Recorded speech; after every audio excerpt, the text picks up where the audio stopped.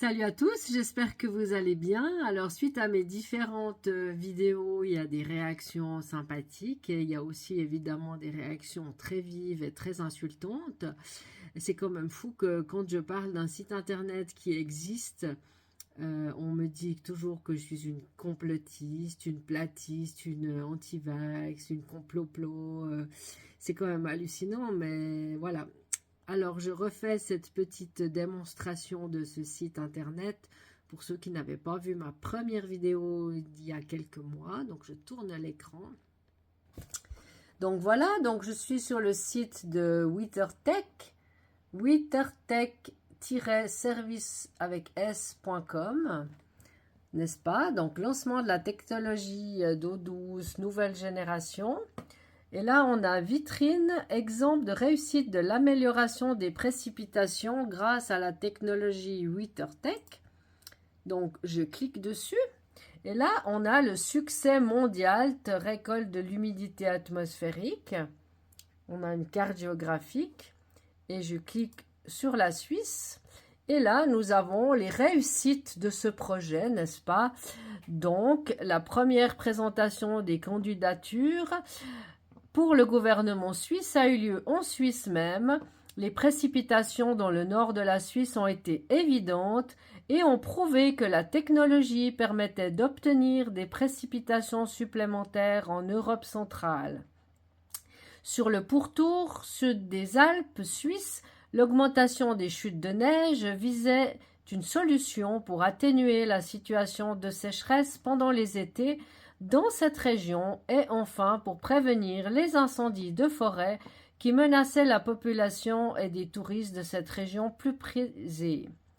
La dissipation du brouillard froid dans la région du Nord a été exécutée avec succès. Et là, on peut voir les deux zones où ils ont augmenté les précipitations. Je vous invite ensuite à aller visionner les autres régions du monde, n'est-ce pas? Et la technologie utilisée, elle est tout à fait bien expliquée ici.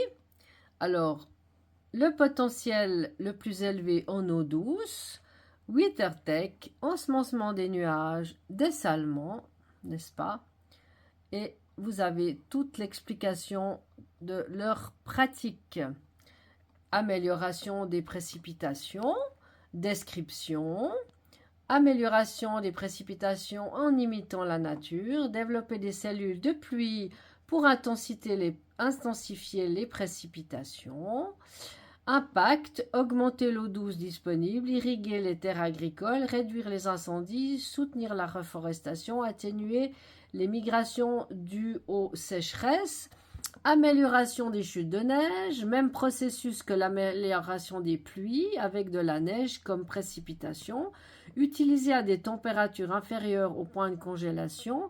L'impact est pour sécuriser les réserves d'eau, construire une poche de glace, soutenir le tourisme hivernal et augmenter le manteau neigeux. Ensuite, couverture des clouds, augmenter la couverture nuageuse lorsque l'humidité est suffisante, réduire la température de 5 degrés ou plus, sauver des vies pendant des vagues de chaleur, réduire la consommation d'électricité pour les climatiseurs et d'eau pour l'irrigation, améliorer la qualité de vie, réduction du brouillard, augmenter la taille des gouttelettes du brouillard jusqu'à ce qu'elles bruisent et pleuvent, optimal pour les brouillards froids avec peu ou pas de vent, accroître la sécurité grâce à la réduction ou à la dissipation du brouillard dans les aéroports, les ports maritimes et les tronçons d'autoroute, source supplémentaire d'eau douce, la technologie la plus respectueuse de l'environnement, disent-ils. Et comme je l'ai déjà dit, cette entreprise est située à Zug et en Allemagne.